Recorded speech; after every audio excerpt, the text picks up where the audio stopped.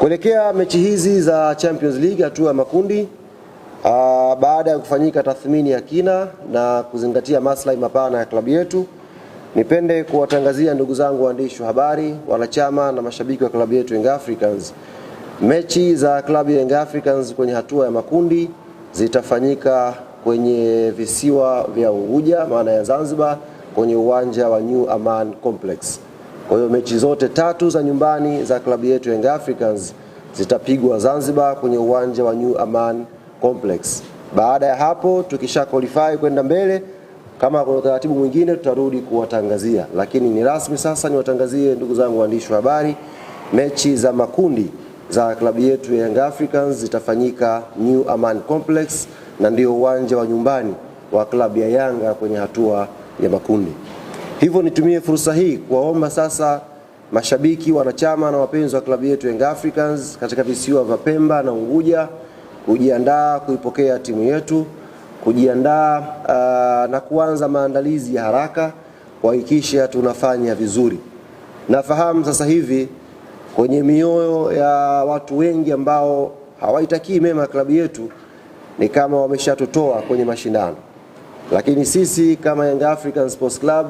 tunaamini kwenye umoja wetu, tunaamini kwenye maandalizi yetu, tunaamini kwenye technical bench yetu, tunaamini pia kwa players wetu, na mwisho tunaamini kwenye support kubwa ya mashabiki na wanachama wa klabu yetu.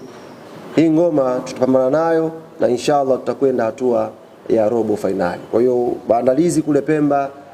Unguja yaanze haraka kuhakikisha wanaipokea timu na tunakuwa imara kwenye michezo ya nyumbani.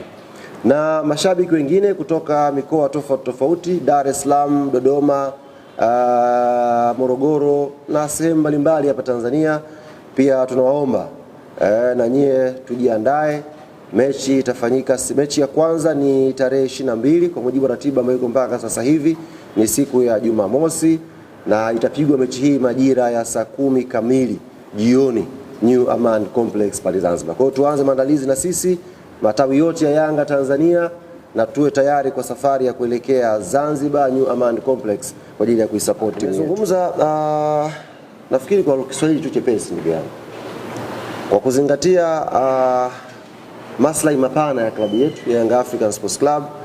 lakini pia tunatambua sisi kama klabu Young Africans